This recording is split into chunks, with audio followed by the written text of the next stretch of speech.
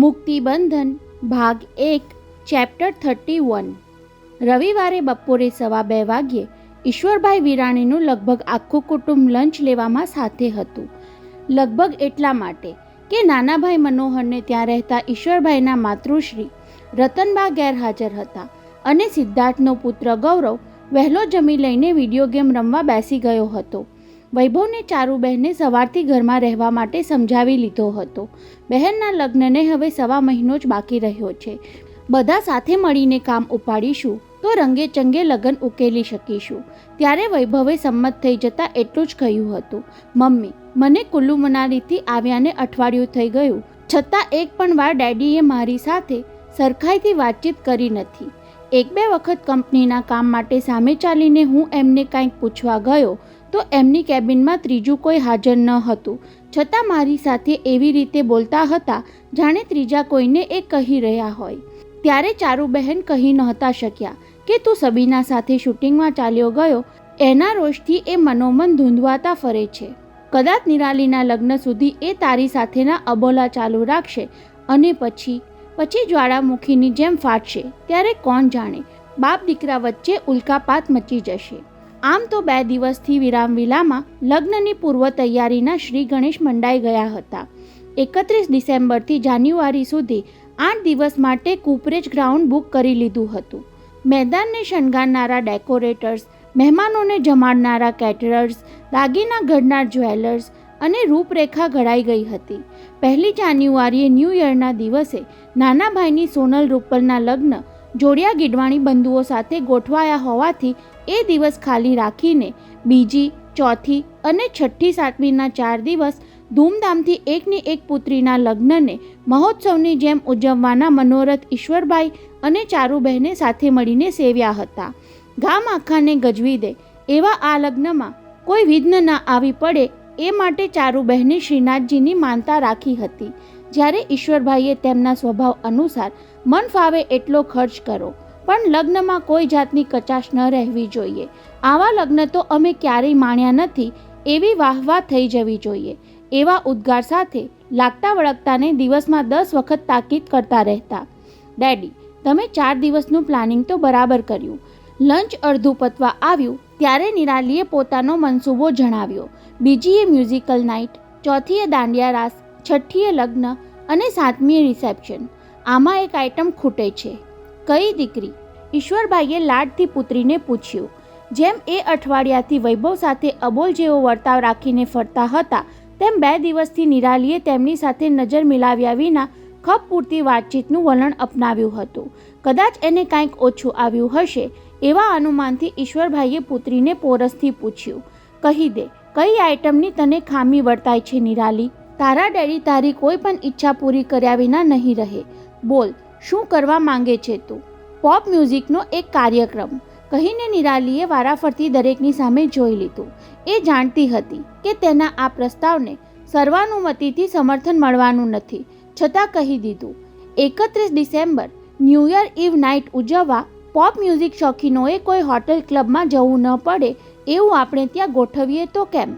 I agree with you Nirali. નાની બહેનના સૂચનને વૈભવે હોંશભેર સમર્થન આપી દીધું। દાંડિયા રાસ અને ગીત ગઝલ તો રૂટીન થઈ ગયા, કંઈક નવું કરવું હોય તો નિરાલી કહે છે તેમ 91મા વર્ષની અંતિમ રાતની મ્યુઝિકના ગાનતાનથી ગજાવી શું કામ ન દેવી? ત્યારે ઈશ્વરભાઈએ કતરાઈને જયેષ્ઠ પુત્ર તરફ જોઈ લીધું। નિરાલી અને વૈભવ જાણે દરેક બાબતમાં સંપી જઈને એકબીજાનું ધાર્યું કરતા હોય એવું તેમને આજકાલ લાગ્યા કરતું હતું। સિદ્ધાર્થ, તારું શું કહેવું છે? પિતાએ વૈભવના મંતવ્યને પ્રતિસાદ આપવાને બદલે નાના પુત્રને પૂછ્યું। આ પ્રસંગે પોપ મ્યુઝિકનો કાર્યક્રમ ફિટ બેસે ખરો? તેમને હતું કે વિરોધનો એકાદ સૂર છેડાય તો પોતે ચર્ચાનો દોર હાથમાં લઈ લે, પરંતુ સમાધાન માર્ગી સિદ્ધાર્થે વિવાદ નહીં જગાડવાનું લક્ષણ અપનાવ્યું। નિરાલીની મરજી હોય અને આપણને કાંઈ વાંધો ન હોય તો એક કાર્યક્રમ વધારી દઈએ, પણ મને એની સામે વાંધો છે। ચારુબહેને ઉતાવળે ચર્ચામાં ઝુકાવી દીધું। ગમે તેમ તોય લગ્ન એ શુભ પ્રસંગ કહેવાય, એમાં પરદેશી નાચગાન અને છીછરા નખરા શોભે નહીં, લોકો કેવી નિંદા કરે, કહીને જેમના તરફથી પોતાને સદ્ધર ટેકો મળે તેમ હતો એવા શ્વસુર સામે જોઈને ચારુબહેને ઉમેર્યું, તમે શું કહો છો બાપુજી? લોકનિંદાથી ડરીને ન કરવું જોઈએ એવી તમારી ચિંતામાં હું સંમત નહીં થાઉં ચારુ વહુ. મોતીલાલ વિરાણીએ સૌને હળવો આંચકો આપતા કહ્યું. તમે લગ્ન પાછળ લખ લૂંટ ખર્ચ કરો છો. એની ટીકા કરનારા પણ ઘણા નીકળશે. કોઈ એવું કહેશે કે આટલી રકમ સત્કાર્યમાં વાપરી હોત તો. એવું કહેનારાની મને પરવા નથી. મારે ધામધૂમથી લગ્ન કરવા છે અને એની પાછળ લખલૂટ પૈસો ખર્ચું છું તે મારી પોતાની કમાઈના છે. ઈશ્વરભાઈ જુસ્સાભેર બોલતા હતા. સત્કાર્ય કરવાની ઈચ્છા થશે ત્યારે એમાં પણ લાખો ખર્ચી નાખીશું. તો પછી ભલે થઈ જાય પોપ પ્રોગ્રામ. ફરી સિદ્ધાર્થની પત્ની રાજલક્ષ્મીએ ઉત્સાહભેર કહ્યું. આપણા ફેશન શો પર સૌ આફરીન થયા જ હતા ને, એટલે આ કાર્યક્રમની જવાબદારી તું ઉપાડવા માંગે છે રાજી. પત્નીનો ઈરાદો પારખી ગયેલા સિદ્ધાર્થે વાતને ધક્કો મારતા કહ્યું. બોલ, આજકાલ પોપ સિંગરનું એવું કયું ગ્રુપ પોપ્યુલર છે જેનું નામ પડતા જ લોકો નિમંત્રણ માટે પડાપડી કરે? Samantha focus.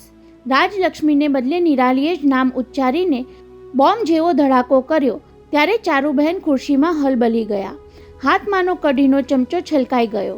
પ્રતિભા ઉચ્ચારતા પહેલાં તેમણે સસરા સામે જોયું, પણ એ તો નિર્લેપ ભાવે સ્વસ્થ બેઠા હતા. નિરાલી, તને કાંઈ વિચાર આવે છે?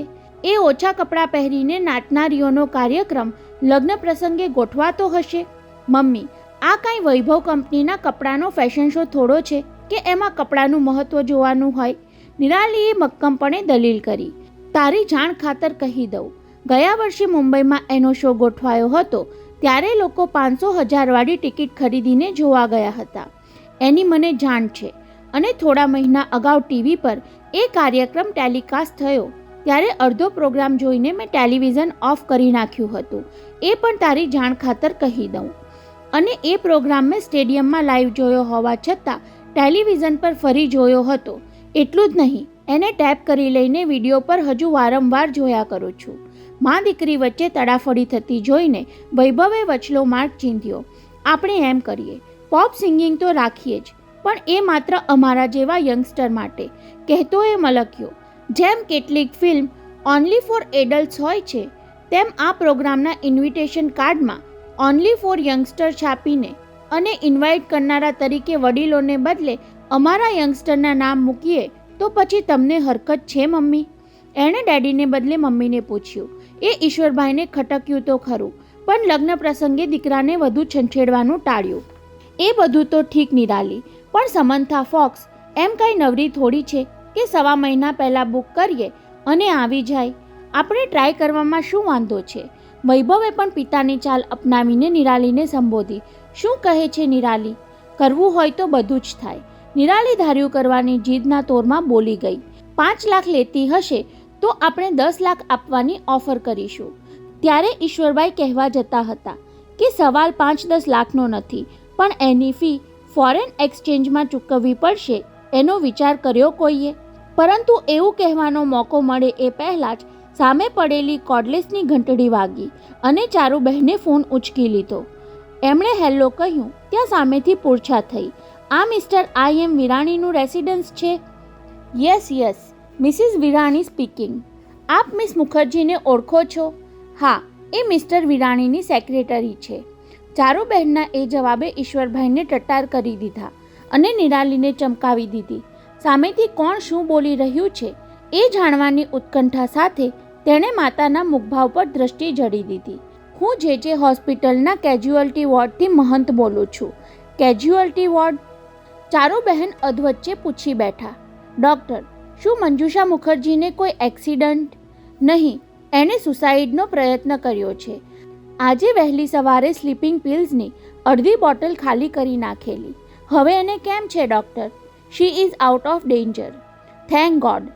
થોડી વારમાં પોલીસ સ્ટેટમેન્ટ લેવા આવવાની છે, પણ પેશન્ટે જીદ પકડી છે કે મારી કંપનીમાંથી કોઈને બોલાવી આપો. ત્યાં સુધી હું પોલીસ સમક્ષ બોલવાની જ નથી, ડૉક્ટર કહી રહ્યા હતા. એણે જ આ નંબર આપ્યો એટલે તમને જાણ કરી શક્યા મિસિસ વિરાણી. Thanks doctor. ચારુબહેન આગળ કાંઈ કહી શકે તેમ ન હતા એટલે હું મિસ્ટર વિરાણીને આપું છું કહી બાજુમાં બેઠેલા પતિને હાથમાં કોર્ડલેસ ફોન પકડાવી દેતા બબડ્યા. મંજુષાએ સ્લીપિંગ પિલ્સ ઘડી જઈને આપઘાતનો પ્રયાસ કર્યો. એમાં આટલી હોહા કરી મૂકી. પત્નીએ પોતાને તરત જ ફોન આપી દેવાને બદલે આટલી બધી પૂછપરછ કરી લીધી એ ખટક્યું હોય તેમ તાડુકીને ડૉક્ટર સાથે વાતચીત કરવા ફોન સાથે એ બેડરૂમ તરફ સરક્યા. નિરાલીની નજર છેક સુધી પિતાનો પીછો કરતી રહી. પછી તેણે મા સામે જોયું. આપઘાત કરવાનું કાંઈ કારણ એણે આપ્યું નહીં. એણે હજુ પોલીસને સ્ટેટમેન્ટ આપ્યું નથી. ટેબલ પરથી નોકર થાળીઓ ઉંચકી ગયા. પછી ચારુબહેને નિસાસો નાખતા કહ્યું, મંજુષાને આ શું સૂઝ્યું? એ બિચારી સાવ એકલાઈ અને પાછી અપંગ. ગુરુવારે રાત્રે ગેટવે ઓફ ઇન્ડિયા પર સેક્રેટરીને 2 હાથે પકડી ટેક્સીમાં બેસાડતા પિતાને જોયેલા એ દ્રશ્ય હજુય નિરાલીના મનમાંથી ખસતું નહોતું. એટલે સહજપણે તેનાથી બોલાઈ ગયું. કદાચ એ કોઈની સાથે લફરું કરી બેઠી હશે. નિરાલી, ચારુબહેન ઊંચા અવાજે તાડુક્યા. એના જેવી સંસ્કારી સ્ત્રી માટે લફરું? ઓકે મમ્મી, તને લફરું શબ્દ પસંદ ન હોય તો એવું કહીશ કે કોઈની સાથે એને સંબંધ બંધાઈ ગયો હશે. એક તો એકલવાઈ અને પાછી અપંગ. માતાના શબ્દો દોહરાવતા એણે ઉમેર્યું, એકલી સ્ત્રીને પુરુષનો સંગાત જોઈએ અને અપંગ હોય એટલે કોઈનો ટેકો પણ જોઈએ. જેનો ટેકો લીધો હશે એ પુરુષ સંબંધ બાંધીને છટકી ગયો હોય. Stop it. નિરાલીના છેલ્લા 2 વાક્યો રૂમમાંથી બહાર આવતા ઈશ્વરભાઈએ સાંભળ્યા ત્યારે એમનો પિત્તો ઉછળ્યો. કોઈ પણ વ્યક્તિના કેરેક્ટર માટે ફાવે તેવું ધારી લઈને શું બકબક કરવા માંડી છે નિરાલી? એમના ગુસ્સામાં બીજા બધાને સેક્રેટરી પ્રત્યેના સદ્ભાવનો પડઘો સંભળાયો, પરંતુ નિરાલીને તો તેમાં પિતાનો અપરાધ ભાવ જ દેખાયો. મેં ડૉક્ટર પાસેથી જાણી લીધું. ઈશ્વરભાઈ ભીનું સંકેલી લેવાની તપ્તરતાથી કહેવા લાગ્યા. શુક્રવારથી એને ડિપ્રેશન જેવું લાગતું હતું, એટલે 2 દિવસથી એ ઓફિસે પણ નહોતી આવી. શુક્રવારથી? નિરાલીએ પિતાની પ્રત્યાઘાતની પરવા કર્યા વિના ફરી તર્ક ઉચ્ચાર્યો. તો ગુરુવારે કંઈક એવું થયું હશે જેને કારણે depression. Nirali, will you stop it? Ishwarbhai અવાજ પર કાબૂ રાખી પુત્રી સામે આંખો કાઢી તેને બોલતી બંધ કરવા મથ્યા. ઘરમાં લગ્ન પ્રસંગ આવી રહ્યો છે ત્યારે આવા વાદ વિવાદ શોભે નહીં. ત્યારે નિરાલી કહી દેવા માંગતી હતી કે તો પછી પુત્રીના લગ્ન ભૂલી જઈને સેક્રેટરી સાથે એકાંતમાં બોટ રાઈડ માટે જવાનું તમને શોભે ખરું? પરંતુ ખરા વખતે મોતીલાલ વિરાણીએ મૌન તોડ્યું. આવી બધી ચર્ચા કરવાને બદલે પહેલું કામ તો એ બિચારી પાસે પહોંચી જઈ એને હિંમત આપવાનું કરવું જોઈએ. તો હું જાઉં, કહી સિદ્ધાર્થ ખુરશીમાંથી ઊભો થવા જતો હતો તેને હાથ આડો ધરી ઈશ્વરભાઈએ રોક્યો. 5 જ મિનિટમાં કોઈ તેની પાસે પહોંચી જશે. એ માણસ બધો મામલો સંભાળી લેશે કહીને ખુલાસો પણ કરી દીધો. તારા જવાથી તો બીજાનું ધ્યાન વધારે ખેંચાય. પોલીસ મોટું મોડું ફાડે અને છાપાવાળાને સનસનાટીનો મસાલો મળી જાય. બધા મૂંગા તેમની સામે તાકી રહ્યા એટલે એમણે વધારે ખુલાસો કરવો પડ્યો. ભલે એ આપણી કંપનીમાં કામ કરતી હોય પણ પોતાના અંગત કારણસર આવું પગલું ભરે તેમાં આપણે ઇન્વોલ્વ થવાની જરૂર નથી. નિરાલી હોઠ ભીડી તેના ડેડીને તાકવા લાગી, જાણે કહેતી હોય કે તમે પોતે જ ઇન્વોલ્વ થઈ ચૂક્યા છો ડેડી. હવે તેમાંથી બહાર નીકળવાના ફાંફા મારવા રહેવા દો. એ સ્ત્રી છે એટલે એણે આપઘાતનો પ્રયાસ કર્યો અને તમે પુરુષ છો એટલે છટકી જવાની યુક્તિ પ્રયુક્તિ અજમાવો છો. મને ફડકો હતો જ. ચારુબહેને નીચું જોઈને બળાપો ઠાલવ્યો. ધામધૂમથી લગ્ન કરવા છે એમાં કોઈ વિઘ્ન ન આવે તો સારું. તું નકામી ચિંતા કરે છે ચારુ, ઈશ્વરભાઈએ મામલો સંભાળી લેતા કહ્યું. ડૉક્ટર કહેતા હતા કે મંજુષાએ થોડા દિવસ આરામ કરવો પડશે. આપણે એને કલકત્તા મોકલી આપીશું. નિરાલીના લગ્ન પતી ગયા પછી તેને પાછા આવવું હશે તો બોલાવી લઈશું. એટલું બોલે ત્યાં ફરી ફોનની ઘંટડી વાગી કે તરત જ ઈશ્વરભાઈએ ઝાપટ મારીને રિસીવર ઊંચકી લીધું. સૌ એમને સાંભળવા માટે તપ્તર બની ગયા હતા. એ જોઈને એમણે ઓછામાં ઓછું બોલીને ઘણું જાણી લેવાની યુક્તિ અજમાવી. બોલો, કેમ છે બધું? સામેથી અવાજ મળ્યો. બધું માપસર વેતરાઈ ગયું છે ઈશ્વર. તો રજા આપે એટલે તું જ એને ઘેરે પહોંચાડી દેજે. એમાં કહેવું પડે, કહીને સામેવાળાએ ઉમેર્યું. યાર, તારી સેક્રેટરી છે શક્કરટેટી જેવી. બીજું કાંઈ?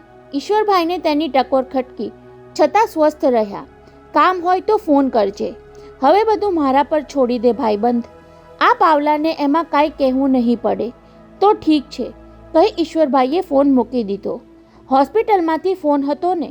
ચારુબહેનની ધીરજ ન રહી. તમે ત્યાં કોને મોકલ્યો છે એ પછી કહીશ. ઈશ્વરભાઈ બધાની વચ્ચે પોતાના બાળપણના ગોઠિયા પ્રવીણ દરજીનું નામ ઉચ્ચારવા માંગતા ન હતા.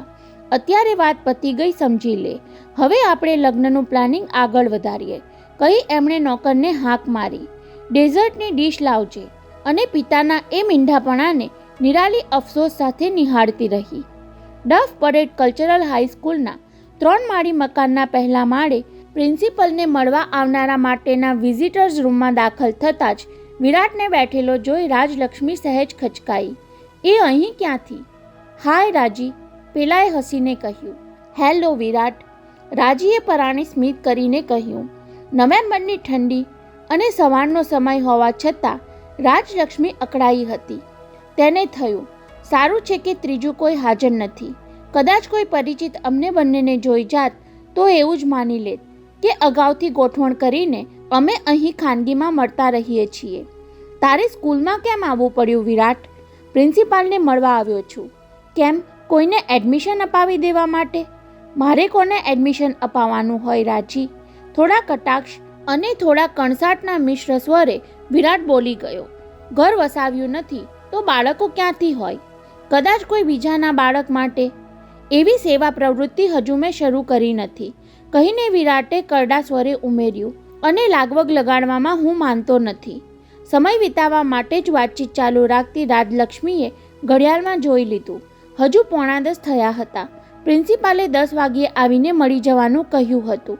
15 મિનિટ આની સાથે વિતાવવાની હતી. એક સમય એવો હતો જ્યારે દિવસમાં 2-4 વખત જેને મળ્યા વિના ચેન પડતું નહીં, એની સાથે 10-15 મિનિટ ગુજારવાનું પણ અત્યારે એને આકરું લાગ્યું. રાજી, આજકાલ સ્કૂલના વિદ્યાર્થીઓ ડ્રગના રવાડે ચડી રહ્યા છે. ગુડ મોર્નિંગ માટે હું એનો સર્વે કરી રહ્યો છું. તું? રાજલક્ષ્મીને સાચે જ નવાઈ લાગી. વિરાટ, તું તો અશ્વદૂતના નામે રેસ કોર્સનું રિપોર્ટિંગ કરે છે.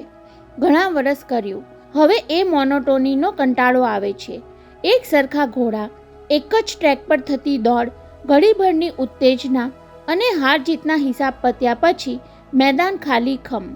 સારું થયું તે ટ્રેક બદલ્યો વિરાટ, રાજલક્ષ્મીએ સહૃદયતાથી કહ્યું. પછી સત્વરે ઉમેર્યું પણ ખરું. પરંતુ વિરાટ, ડ્રગનું દૂષણ આ સ્કૂલના વિદ્યાર્થીઓ સુધી પહોંચે એ શક્ય નથી. અહીંનું વાતાવરણ આઈડિયલ છે. છોકરાઓને અનેક હોબી શીખવે છે અને પ્રિન્સિપલ બહુ સ્ટ્રિક્ટ છે. ત્યાં તારી ભૂલ થાય છે રાજી. દરેક સ્કૂલના સંચાલકો માને છે કે અમારી શાળાના વિદ્યાર્થીઓ ગર્દનો શિકાર બને જ નહીં. દરેક પેરેન્ટ્સ ગૌરવભેર કહે છે કે અમારા સંતાન આવી કુટેવમાં પડે નહીં. કહેતો એ ઘડીભર અટક્યો, પછી જુસ્સાભેર આગળ ચલાવ્યું. આદર્શ ગણાતી મુંબઈની કોઈ પણ સ્કૂલનું નામ આપે એટલે હું તને દાખલા સહિત કહી શકું એમ છું કે કઈ સ્કૂલમાં કયા ફિલ્મ સ્ટારના સંતાનો, કયા માલદાર માણસોના છોકરાઓ, કયા ઉદ્યોગપતિના લાડલાઓ કઈ રીતે બ્રાઉન પાવડર મેળવે છે અને પછી કેવી રીતે બીજાને પણ વ્યસને લગાડે છે. રાજીને થયું કે વિરાટને તો રજનું ગજ કરવાની આદત છે, છતાં એ થથરી ગઈ. તું તો એવો દાવો કરે છે જાણે બધી સ્કૂલમાં ફરીને ઇન્વેસ્ટિગેશન કરી આવ્યો હોય.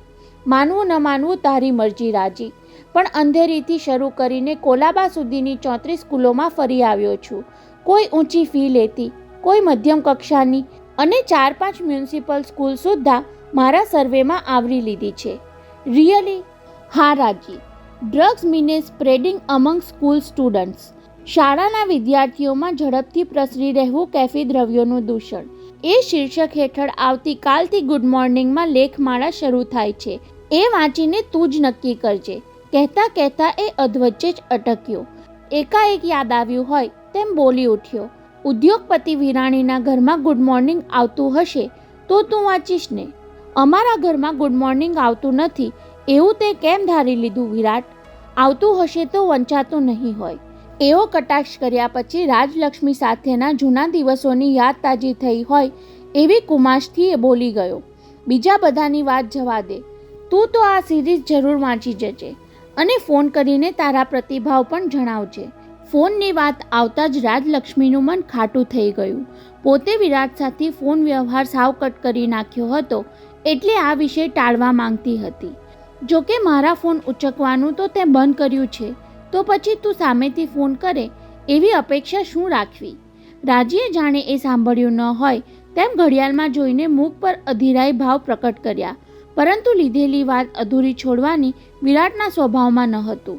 બાય ધ વે, તારું પેલું કામ તું ક્યારે કરી આપવાની?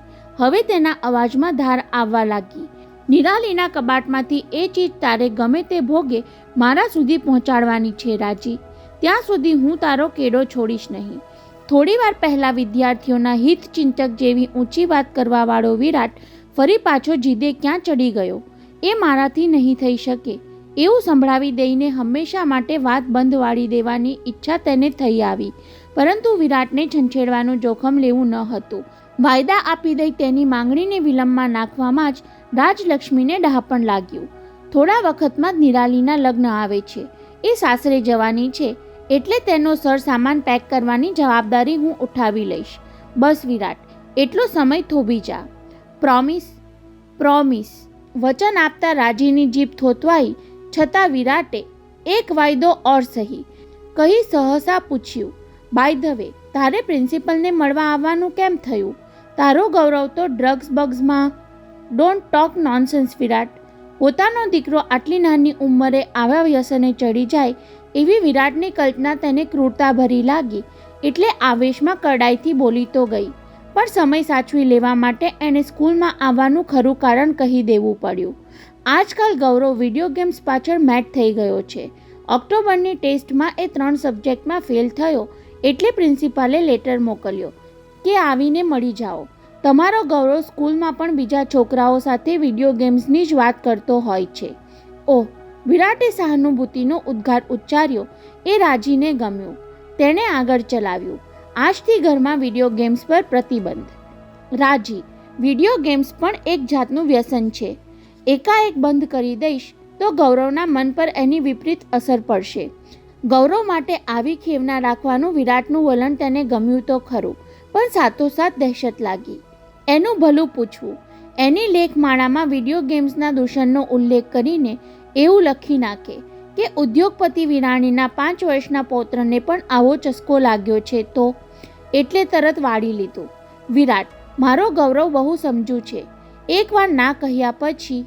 એટલું બોલે ત્યાં પ્રિન્સિપલ ચીટનીસની કેબિનમાંથી બહાર આવતા પ્યુને કહ્યું, આપને મેડમ અંદર બોલાવે છે મિસિસ વિરાણી. તરત જ ઊભી થતી રાજલક્ષ્મીએ જતા પહેલાં વિવેક ખાતર વિરાટ તરફ સ્મિત ફેંક્યું અને તેના જવાબમાં વિરાટની આંખોમાં પ્રકટ થયેલો તિખારો જોઈને એણે આછી કંપારી અનુભવી. આ આકસ્મિક મુલાકાત મારા જીવનમાં કોઈ ઉત્પાત તો નહીં પેદા કરે ને? પ્રિન્સિપાલની કેબિનમાં દાખલ થતાં પણ એણે એવું જ મહેસૂસ કર્યું કે વિરાટની દ્રષ્ટિ તેની પીઠને વિંધી રહીને જાણે ધમકી સંભળાવે છે, મારી ચીજ નહીં આપે ત્યાં સુધી હું તારો કેડો નહીં છોડું. દેવકી મને વારંવાર પૂછતા હતા કે મારી દીકરી મને અહીં લાવીને શું કરવા માંગે છે. કહેતા મિહિરે તેની પદ્મિની કારને ગિરગામ તરફ ટર્ન આપ્યો. બાજુમાં બેઠેલી દેવકી તરફથી જવાબ ન મળ્યો એટલે તેણે ફરી એ જ સવાલ જરા જુદી રીતે પૂછી લીધો. હું પણ એ જ જાણવા માંગુ છું દેવકી, તડીપાર દલીચંદને ભેકાર ગોડાઉનમાં પૂરી રાખીને આખરે તું કરવા શું માંગે છે? એમને ભયંદરથી ટેક્સીમાં નાખીને લઈ આવી ત્યારે હું પણ જાણતી ન હતી કે જેને બાપ કહેતા શરમ ઉપજે એ માણસને લઈ જઈને હું શું કરવાની. દેવકી ભીતરના ઘૂંટવાટને શક્ય એટલો કાબૂમાં રાખીને કહી રહી હતી, મિહિર, તે એને ઠેકાણે પાડવા માટે મને ગોડાઉનની સગવડ કરી આપ્યા પછી ધીમે ધીમે હવે મારા મનમાં બધું ગોઠવાતું જાય છે. શું ગોઠવાતું જાય છે દેવકી? બાપ સામે બદલો લેવાનું. સાંભળીને કાર ડ્રાઈવ કરતાં કરતાં મિહિરે તેની સામે જોઈ લીધું. દેવકીની આંખોમાં અંગારાની લાલાશ જોઈને એ સહેજ ચોંક્યો. શેનો બદલો લેવા માંગે છે તું? ફેશન શોની પાર્ટીમાં દારૂના નશામાં એણે ભા સાથે બેહુદું વર્તન કર્યું હતું એનો બદલો? એ હિસાબ તો ભાએ તેને તમાચો મારીને તત્કાલ વસૂલ કરી લીધો હતો મિહિર. તો પછી મારી મા પર દલીચંદે ગુજારેલા અમાનુષી અત્યાચારનો ગણી ગણીને બદલો લેવા માંગુ છું હું. બહુ વિચિત્ર લાગ્યું મિહિરને. દેવકીને તેણે ક્યારેય આવી ઉગ્ર જોઈ ન હતી. સામી વ્યક્તિ તોછડું વર્તન કરે તો પણ એ ઉદાર મન રાખી સહી લેતી. એ કહેતી, ઉશ્કેરાટ માણસની નબળાઈ ગણાય.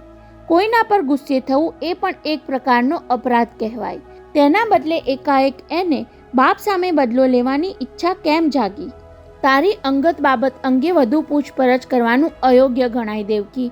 છતાં જવાબ આપવાનું યોગ્ય લાગે તો કહેવાય એટલું કહેજે. પૂછ મિહિર. ચંદ્રપ્રભા આંટીના મૃત્યુને વર્ષો વીતી ગયા. અને આજે આટલા વખતે તને આવું કેમ સૂઝ્યું? તેનો સાચો જવાબ દેવકી આપી શકે તેમ ન હતી, અને આ કામમાં જેનો સાથ જરૂરી હતો એ મિહિરને જવાબ નહીં આપવાની અવગણના કરવાનું પણ યોગ્ય ન ગણાય. મને મારી માએ સપનામાં આવીને કહ્યું. શું કહ્યું? દીકરી, તું તારા બાપ સામે વેર વાળજે એવું? નહીં, એણે મા પર કેવા જુલમ ગુજાર્યા હતા એની રજે રજ વાત માના જ શબ્દોમાં મને જાણવા મળી. હવે બાપને સજા ન કરું તો માતાનું ઋણ અદા કર્યું કેમ કહેવાય? એ જ વખતે મિહિરની કાર ઠાકોર દ્વાર પાસેથી એક સાંકડી ગલીમાં દાખલ થઈ એટલે બંને વચ્ચેનો વાર્તાલાપ અટકી ગયો. શેરીના છેવાડે ડેડ એન્ડ પાસે કાર ઊભી રહી. સોમવારની સાંજ આથમવા આવી હતી. ગલીનો એ વિસ્તાર નિર્જન ભાસતો હતો. દેવકી, પહેલાં હું એકલો અંદર જઈ આવું છું, મિહિરે કારમાંથી ઉતરતા કહ્યું. આમ તો આવા સમયે અહીં લેડીઝ માટે આવવાનું અજુગતું ગણાય, પણ તે જીદ કરી એને કારની બાજુની બારીના કાચ ચડાવી દીધા. બાજુમાં જ પીઠું છે. કોઈ પીધેલો માણસ પસાર થાય અને તને એકલી બેઠેલી જોઈને એલફેલ ન બોલે એટલા ખાતર. એની ચિંતા ન કર મિહિર. દારૂડિયા સગા બાપને સીધો કરવા નીકળી છું. મને અત્યારે કોઈની બીક નહીં લાગે. તું જા, જઈને આવ. કહ્યું ત્યાં યાદ આવ્યું એટલે ઉમેર્યું. એને કહેજે દેવકી તારા માટે ટિફિન લઈને આવી છે. મિહિર પગદંડી જેવી સાવ સાંકડી ગલીમાં દાખલ થઈને વળી ગયા પછી દેવકીએ હોઠ ભીડીને મનોબળ મક્કમ કર્યું. હે પ્રભુ, આજ સુધી મેં કોઈનો જીવ દુભાવ્યો નથી, પણ આજે હું જે કરવા માંગુ છું એમાં ડગ ન થાવ એટલી શક્તિ આપજે. રવિવારે દલીચંદને ભયંદરથી ટેક્સીમાં નાખીને લઈ આવી ત્યારે પણ તેણે આવી જ રીતે મનને મક્કમ રાખ્યું હતું, જાણે પાછળની સીટમાં કોઈ નિર્જન સામાન ખડક્યો હોય તેમ એક પણ વાર તેણે કણસતા બાપ તરફ જોવા માટે ગરદન ફેરવી ન હતી. બોરીવલી આવ્યો ત્યાં સુધી એને ટેક્સી ડ્રાઈવર સાથે પણ વાતચીતનો હરફ સુદ્ધા ઉચ્ચાર્યો ન હતો. ચાચા, 2 મિનિટ ટેક્સી રોકજો, હું ફોન કરી આવું, કહી રસ્તા પરની એક રેસ્ટોરાંમાંથી મિહિરને ફોન જોડ્યો. મિહિર, હું એને લઈને ટાઉન તરફ આવી રહી છું. મારે એને ક્યાં રાખવા? તારા ધ્યાનમાં કોઈ ઠેકાણું છે? એવું પૂછ્યું ત્યારે મિહિર તેને એકાદ હોટેલ કે કોઈ ગેસ્ટ હાઉસ જેવા ઠેકાણા ચીંધવા લાગ્યો. પણ દેવકીએ પૂરું સાંભળ્યા વગર જ કહી દીધું હતું. નહીં મિહિર, મારે એને એવી જગ્યાએ રાખવા છે જ્યાં કોઈની અવરજવર ન હોય, જ્યાં એની હાજરી કોઈની નજરે ચડે નહીં અને જ્યાં કોઈ જાતની સગવડ સુવિધા પણ ન હોય. ત્યારે થોડો વિચાર કરીને મિહિરે ઠાકોર દ્વારની સાંકડી શેરીમાં આવેલા ગોડાઉનની વાત કરી. દેવકી, અમારું એક ગોડાઉન સાવ ખાલી છે. મોટી સાઇઝના ઉંદરડા સિવાય ત્યાં કોઈની અવરજવર રહેતી નથી. બસ, તો મારે એવા જ કોઈ ઠેકાણાની જરૂરત છે, કહી મિહિરને પોણા કલાક પછી ચર્ની રોડ સ્ટેશન પાસે આવી જવા કહ્યું હતું. તું એને તારી ગાડીમાં નાખીને ગોડાઉનમાં ઠાલવી આવજે. ત્યાર પછી હું તને કહું એટલું કામ કરી આપજે. બપોર પછી બાકીના કામ ચીંધ્યા, તેમાં બાપને ભરપેટ જમાડવાનું પણ કહ્યું ત્યારે મિહિર ભારે અચરજ પામ્યો હતો. જેને સજા કરવી છે એને પાછી ભરપેટ જમાડવાનું પણ કહી રહી છે. જોકે સોમવારે તેને કાંઈ જ ખાવા આપવા કે ખબર પૂછવા નહીં જવાની તાકીદ દેવકીએ કરી ત્યારે પણ મિહિરને એટલું જ વિચિત્ર લાગ્યું હતું. એ કઈ રીતે બાપ પર વેર વાળવા માંગે છે એ જ સમજાતું નથી. 7 મિનિટ પછી મિહિર સાંકડી ગલીમાંથી પાછો ફર્યો ત્યારે અધીર દેવકીએ હાથમાં પ્લાસ્ટિકની 2 થેલી ઉચકી કારનું બારણું ઉઘાડ્યું. એ જીવતો છે ને? જીવે છે, પણ ભૂખના માર્યા અધમુઆ થઈ ગયા છે, મિહિરે તરડાયેલા અવાજે કહ્યું. ગોડાઉનના બારણા ઉઘાડી હું તેમની સામે પ્રકટ થયો ત્યારે કોઈ તારણહાર આવ્યો હોય તેમ એ મારા પગે પડીને કરગરવા લાગ્યા. મને અહીંથી છોડાવો. આખી રાત મને ઉંદરડાએ ઊંઘવા નથી દીધો. આખો દિવસ મેં પાણી પીને પેટ ભર્યું. સમજાતું નથી મારી દીકરી મને અહીંયા શું કામ લઈ આવી. હમણાં સમજાઈ જશે એ નરાધમને, કહી દેવકીએ દાંત પીસ્યા. તું બારણું અટકાવીને તો આવ્યો છે ને મિહિર? હા, હું બંધ કરતો હતો ત્યારે એણે બારણા પર માથું પછાડીને છાતી ફાટ રુદન કર્યું. તમે ચાલ્યા ન જાઓ. ભગવાનને ખાતર મને એકલા છોડીને ચાલ્યા ન જાઓ. હવે એને ભગવાન યાદ આવ્યા. ગરદને ઝાટકો મારી દેવકીએ પગ ઉપાડ્યા. મારી માને કપડાં કઢાવીને નચાવી. એક બજારું ઓરત સામે એને કોડીની કરી દેખાડી ત્યારે ભગવાનના અસ્તિત્વનું ભાન કેમ નહોતું રહ્યું એને. મક્કમ પગલે ઝડપભેર એ સાંકડી ગલીમાં આગળ વધી ત્યાં પીઠામાંથી બહાર નીકળેલો એક દારૂડિયો લથડતી ચાલે સામે મળ્યો. દેવકીને જોઈ બેહુદો બકવાસ કરતો એ નજીક આવી તેના તરફ હાથ લંબાવવા ગયો ત્યાં ખુન્નસભેર તેના પેટમાં લાત ફટકારીને એને ભોંય પર ગળથોલિયું ખાતો કરી દીધો. દૂરથી આ જોતો મિહિર હેપતાઈ જઈને બબડ્યો. સ્ત્રીમાં છુપાઈ રહેલી દૈવી શક્તિ જાગૃત થાય ત્યારે એના તેજમાં આસુરી તાકાત આમ જ ભસ્મીભૂત થઈ જતી હશે. કોને ખબર દલીચંદ અંકલનું શું થશે? મિહિરે આપેલી નિશાની પ્રમાણે ગોડાઉનના બંધ બારણે જઈને ઊભેલી દેવકીએ ઘડીભર આંખો મીચી માતાનું સ્મરણ કરી લીધું. મને માફ કરજે માં, હું તારી જેમ એને ક્ષમા કરી શકું તેમ નથી. રાક્ષસોને તો ભગવાન રામચંદ્રજીએ પણ માફ નહોતા કર્યા. અને દેવકીએ જડબા ભીસી ગોડાઉનના બંધ બારણાનો આગળો ખોલ્યો. દ્વાર ઉઘડતા જ અંદરથી બંધિયાર હવા લોખંડની જાળીવાળા અંદરના દરવાજામાંથી બહાર ધસી આવી. સાથોસાથ અંદરથી આવી ગઈ દીકરીના ઉદ્ગાર સંભળાયા ત્યાં દેવકીએ ખુન્નસભેર જાળીવાળા દરવાજાને પાટું ફટકારીને ઉઘાડી નાખ્યો. શું બોલ્યા તમે? દીકરી? છત પર લટકતા એક બલ્બના ઝાંખા પ્રકાશમાં ઝંખવાતા મોઢે બોલેલા દલીચંદ શાહ સામે આંખોના ભવા તાણી દેવકીએ ધિક્કાર ઉછાળ્યો. તમારી દારૂથી ગંધાતી અને ગંદી ગાળોથી ખરડાયેલી જીભે ફરી મને દીકરી કહી બોલાવી છે તો એ જીભ કાપી લેતા આ દેવકી ખચકાશે નહીં. ભૂલ થઈ ગઈ મારી માં. એ સાંભળીને તો દેવકી વધુ છંછેડાઈ. માં, જેની કુખેથી અવતાર મળ્યો એ માતા પણ જ્યાં હશે ત્યાં એનો આત્મા તમને જન્મ આપવા બદલ જાતને કોસતો હશે, કહી દેવકીએ આસપાસ નજર ફેરવી લીધી. પોપડા ઉખડી ગયેલી ભીત પર પોતે કહ્યા પ્રમાણે મિહિરે અર્ધનગ્ન સ્ત્રીઓના પોસ્ટર લગાડી દીધા હતા. ભોંય પર વિદેશી શરાબની બાટલીઓમાં પાણી ભરીને મૂકી હતી, જેમાંથી અડધી ખાલી થઈને ઢળી ગઈ હતી. દલીચંદને ડીલ લંબાવવા માટે કંતાનની પથારી આપી હતી અને પહેરવા માટે એક જોડી કપડાં. પેલો છોકરો તો કહી ગયો કે દેવકી તમારા માટે ટિફિન લઈને આવે છે. દેવકીએ ઉંચકેલી પ્લાસ્ટિકની થેલી પર નજર નાખતા દલીચંદે ગભરાતા સ્વરે કહ્યું. ત્યારે દેવકી ધારદાર નજરે તેને તાકવા લાગી. ગઈકાલે માથા પર પડેલા મારને કારણે વહેલા લોહીથી હજુ તેના વાળ ખરડાયેલા હતા. ઉજાગરાવાળી આંખોમાં અજંપો આરોટતો હતો અને દારૂની તલબથી ચહેરો ચીમડાઈ ગયો હતો. તને હાથ જોડું છું, મને ખાવા આપ દેવકી. યાદ કરી જો દલીચંદ. ક્રોધના આવેશમાં દેવકીએ પહેલીવાર બાપ માટે તુકારો ઉચ્ચાર્યો. મારી માએ તને કેટલી વાર હાથ જોડ્યા હતા અને બદલામાં તે એને કેટલી વાર ક્યાં ક્યાં લાત ફટકારી હતી. યાદ આવે છે એ બધું? હવે એ યાદ કરવાનો શું અર્થ? મૂડી નીચી રાખીને રાંક અવાજે એ બોલી ગયો. એ તો મરીને છૂટી ગઈ અને હું નહીં દલીચંદ, એ મરીને છૂટી નથી ગઈ. આ દેવકીના પંડમાં હાજરા હજૂર છે મારી માં, કહી તેને દૂર પડેલો તેલનો ડબ્બો ઊંચકી તેના પરથી ધૂળ ખંખેરી બેઠક લેતા સંભળાવ્યું. હું તને સુખેથી જીવવા નહીં દઉં અને દુઃખેથી મરવા પણ નહીં દઉં. તારે જે કરવું હોય તે કરજે દેવકી. એણે હાથ જોડ્યા.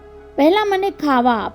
આ શરાબના બાટલા જોઈને હું દારૂ માટે તરફડું છું અને આ ભીત પર ચોંટાડેલા પોસ્ટર જોઈને, કહી દેવકીએ સ્ત્રી સહજ લજ્જા ત્યજી દઈને આંગળી ચીંધી બાપને અર્ધનગ્ન સ્ત્રીઓના પોસ્ટર દેખાડ્યા. આ અર્ધનગ્ન સ્ત્રીઓને જોઈને તારા હવસખોર માનસને કાંઈ જ નથી થતું?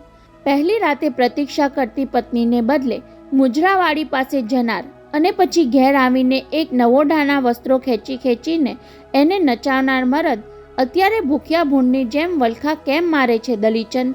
છેલ્લા 2 વાક્યે દલીચંદને ચોંકાવી દીધો. પહેલી રાતની વાત તને કોણે કરી દેવકી? તારી માં ટ્રેન અકસ્માતમાં ચાલી ગઈ ત્યારે તો તું હજુ ઘોડિયામાં હતી. એકવાર તો કહ્યું કે મારા પંડમાં ચંદ્રપ્રભા જીવતી જાગતી બેઠી છે અને એ જ તને અત્યારે જમાડવા આવી છે, તો જલ્દી ખાવા આપી દે ને. ભૂખના આવેશમાં દલીચંદ ઊંચા અવાજે બોલી ઉઠ્યો એટલે દેવકીએ જડબા ભીસ્યા. પત્નીને ગદ્દીની કહીને હુકમ સંભળાવતો એ ગાળ બોલવાનું કેમ ભૂલી ગયો? મારા ગુના માફ કરી દે. એ ફરી કરગરવા લાગ્યો. મને ખાવાનું આપી દે. ભૂખ્યા પેટ પર મહેણાનું પાટું ન માર દેવકી. ઠીક છે. બાપની આજીજી સામે પીગળી જતી હોય એવા દેખાવ સાથે પ્લાસ્ટિકની એક કોથળીમાંથી ટિફિન બહાર કાઢ્યું કે તરત જ દૂર બેઠેલો દલીચંદ તરાપ મારવા ગોઠણભેર થયો. ખબરદાર! સજાગ દેવકીએ થેલીમાંથી ટિફિનની સાથોસાથ બહાર કાઢેલો છરો તેની સામે તાક્યો. નજદીક આવ્યો તો ભૂખ્યા પેટમાં આ છુરો ભોંકાઈ જશે. દેવકીના એ રુદ્ર સ્વરૂપે દલીચંદને કંપાવી દીધો. તેને લાગ્યું સાક્ષાત ચંદ્રપ્રભા જ કાળ બનીને એની સામે હાજર થઈ છે. એક હાથમાં છરો તાકેલો રાખી દેવકીએ ટિફિનના એક પછી એક ખાના ખોલવા માંડ્યા. ત્યારે ગમાર પશુની જેમ ભૂખ્યા દલીચંદના હોઠ ભીના થવા માંડ્યા. પરંતુ ટિફિનના ડબ્બામાં ખોરાકની વાનગીને બદલે જે જોવા મળ્યું એને હોઠને બીજી જ પડે સુકાવી નાખ્યા. ટિફિનના એક ખાનામાં ડુંગળી લસણ હતા, બીજામાં છાલવાળા કાચા બટેકા અને ત્રીજામાં સડી ગયેલી ગંધાતી માછલી. જીવ હત્યાનું પાપ ન લાગે એટલા માટે દેવકી 4 દિવસની સડી ગયેલી માછલી લઈ આવી હતી અને તેની દુર્ગંધ બંધિયાર ગોડાઉનમાં પ્રસરવા લાગી હતી. લ્યો આરોગ્ય દુલ્લા રાજા. એ સંબોધન તો ચંદ્રપ્રભાનું જ હતું, પણ તેમાં પેલા પાણીદાર છરા જેવી તીક્ષ્ણતા હતી. દેવકીએ તેના તરફ હડસેલેલા વાસણ પર દ્રષ્ટિ ફેંકી દલીચંદ દયામણી નજરે તેની સામે જોવા લાગ્યો. ત્યારે દેવકીએ સંભળાવ્યું, યાદ આવે છે પર્યુષણના દિવસોમાં મારી માં એકાસણા કરતી ત્યારે તમે આવું બધું બહારથી લઈ આવીને એને કહેતા, ચાલ ગદ્દીની, મને કાંદા બટેકા અને માછલી રાંધીને જમાડ. યાદ ન હોય તો હું એ બધું તાજું કરાવી દઉં. કહી પ્લાસ્ટિકની બીજી થેલીમાંથી દેવકીએ તેને માતાજીની જીવન કથાની હસ્તપ્રસ્ત બહાર કાઢી. પછી અગાઉથી વાળી રાખેલું પાનું ઉઘાડી દલીચંદ સામે કતરાતી નજરે જોયું. સાંભળો દુલ્લા રાજા. જાણે મૃત્યુ પછી ચિત્રગુપ્ત મરનારના પાપનો હિસાબ વાંચવા બેઠો હોય એવા ભય વિહવળ ભાવ સાથે દલીચંદ તેને જોતો રહ્યો અને દેવકીએ વાંચવા માંડ્યું. વ્યભિચારી, જુગારી અને દારૂડિયા દલીચંદની મારપીટ, ગાળો તથા વિકૃત માંગણીઓથી ત્રાસી ગયેલી હું ત્રસ્ત જીવનને શાતા વડે એ માટે ઉપાશ્રયે જવા લાગી. ભક્તિમાં જીવ પરોવીને ભવ પૂરો કરી નાખવાનો સંકલ્પ કર્યો ત્યારે તો દલીચંદનો અત્યાચાર પરાકાષ્ઠાએ પહોંચી ગયો. સાંજે હું ઉપાશ્રયથી પાછી ફરું ત્યારે ઘરમાં હાજર હોય તો ઉંમરેથી જ મને ગાળ દઈને આવકારે. પછી પૂછે કે કોની સાથે છાનક પકતિયા કરવા ગઈ હતી. ઘરમાં આવો મરદ બેઠો છે છતાં બહાર જઈને કાળા કામ કરે છે અને મને પડખામાં બેસવા દેતી નથી. એમના એ વેણ પચાવી જવા માટે હું આંખો મીચીને નવકાર મંત્ર ભણવા લાગું તો મારી સામે ખડખડાટ હસીને ગલીચ ગાળો બોલવા લાગે. છતાં હું ધ્યાન ન આપું તો બાવડેથી ઝાલીને ચોટલેથી ખેંચીને મને પલંગમાં ફંગોળે અને પછી પોતાની પત્ની પર બળાત્કાર કરવાનું શુરાતન દેખાડે. માની એ મનોવ્યથા વાંચતા વાંચતા દેવકીનો કંઠ રૂંધાવા લાગ્યો. તરત એણે મક્કમતા ધારણ કરી લઈ ગળું ખંખેરીને આગળ વાંચવા માંડ્યું. પર્યુષણના અંતિમ દિવસોમાં તો મને તાબે કરવા માટે એ માણસે યજ્ઞકુંડમાં હાડકાં હોમાતા રાક્ષસો જેવો નીચ વર્તાવ મારી સાથે કર્યો. હું પૂજામાં બેઠી હોઉં ત્યારે મારી સામે આવીને મરેલી માછલી અને પરમાટીનો થાળ સામે પીરસે. લે આ પ્રસાદ ખાઈ લે. અને હું હાથ જોડીને વિનવું, શું કામ મને પાપમાં પાડો છો? તો એ બીભત્સ ચેષ્ટા સાથે મને કહે, જો પાપમાં ન પડવું હોય તો મારે તાબે થઈ જા. આ પવિત્ર દિવસોમાં મને તારું પડખું સેવવા દે. હું તને માં બનાવીને જિંદગીભર મારી તાબેદાર બનાવવા માંગુ છું. બોલ, મારું કહ્યું માને છે કે પછી જિંદગીભર ખા ભૂલી જાય એવો પાઠ ભણાવું? ફરી દેવકીનો અવાજ તરડાવા લાગ્યો અને ફરી તે ગળું ખંખેરીને વાંચવા જતી હતી. ત્યાં અને મેં ચંદ્રપ્રભાને એવો પાઠ ભણાવ્યો જે જગતના કોઈ પુરુષે કદાચ તેની પત્નીને ભણાવ્યો નહીં હોય. ચંદ્રપ્રભા હાથ જોડીને વિનવતી રહી, ચોધાર આંસુએ રડતી રહી અને મેં એક હાથના પંજામાં તેના જડબાને ભીસમાં લઈ બળજબરીથી તેનું મોં ખોલાવ્યું. પછી બીજા એક હાથે માછલી પકડી તેના ઉગાડા મોં સામે લઈ ગયો. બોલ, માછલી ખાઈને ધર્મભ્રષ્ટ થવું છે કે હસતા મોંએ મારી વાસના તૃપ્ત કરવી છે? ખુદ દલીચંદને એ રીતે બોલતો સાંભળી દેવકી ફાટી આંખે તેને જોઈ રહી. મેં ધારેલી માછલીને મોંએથી દૂર રાખવા ચંદ્રપ્રભાએ ઘણું જોર અજમાવ્યું.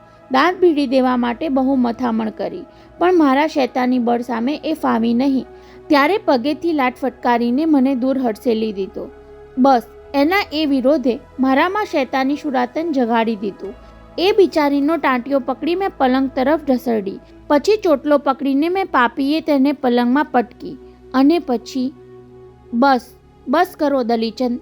એટલે સુધી સાંભળીને ત્રાસી ગયેલી દેવકીએ ટટ્ટાર થઈને પિતાને બોલતા બંધ કરવા માટે ત્રાળ પાડીને જોયું તો દલીચંદની આંખોમાંથી આંસુની ધાર વહેતી હતી. જાણે દેવકીની ત્રાડની કોઈ અસર થઈ ન હોય તેમ એણે એકરાર ચાલુ રાખ્યો.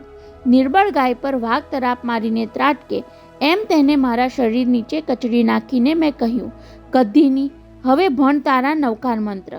ભવિષ્યમાં પેદા થનાર આપણા બાળકને હું કહીશ કે તારીમાં એટલી બધી ધર્મિષ્ઠ હતી કે તારું બીજ રોપાયું ત્યારે પણ એના હોઠ પર ભગવાનનું રટણ હતું. બસ કરો બાપુ, હવે બસ કરો.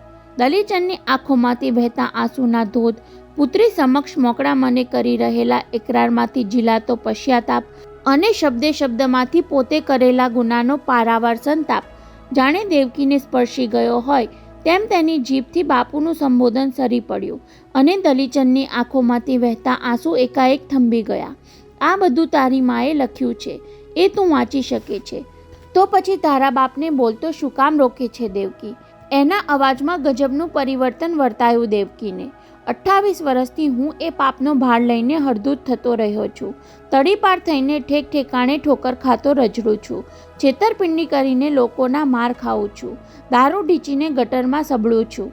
હવે એના કરતાં વસમી એવી તે કઈ સજા છે જે તું મને ફટકારવા માંગે છે દેવકી? એ હાફતા શ્વાસે બોલતો હતો. અરે, જગતની બધી જ સજાઓ ફટકારીશ તો પણ હું આ ગુનામાંથી મુક્તિ નહીં પામું. અને દેવકી જવાબ આપે એ પહેલાં બહુ વારથી બહાર તેની વાટ જોતો મિહિર આવી ચડ્યો. બાપ દીકરી વચ્ચે પ્રસરી ગયેલી સ્તબ્ધતા જોઈને એ ડઘાઈ ગયો. દેવકી ઝાટકા સાથે ઊભી થઈ ગઈ. પહેલાં બાપ સામે અને પછી મિહિર સામે જોઈને નિશ્વાસ નાખતા તેણે કહ્યું, મિહિર, હું જાઉં છું. તું એને બહારથી ટિફિન લઈ આવીને ભરપેટ જમાડી દેજે. કહી પ્લાસ્ટિકની એક થેલી ઉચકીને એ જવા લાગી. દરવાજે પહોંચીને અચાનક તેણે પીઠ ફેરવી. તમે કહ્યું ને કે હવે શું સજા ફટકારવાની બાકી છે? આ વખતે તેણે બાપુ સંબોધન ટાળ્યું. પછી ઊંડો શ્વાસ લઈને જતાં જતાં સંભળાવતી ગઈ, તો કાલથી તમારી સજાનો અમલ શરૂ થવાનો છે. તમે જો મારા બાપ કહેવડાવવાને લાયક હો તો મન મક્કમ કરી રાખજો. હું કાલે પાછી આવું છું. અને દલીચંદ ફાટી આંખે સડસડાટ ચાલી જતી દીકરીને જોઈ રહ્યો.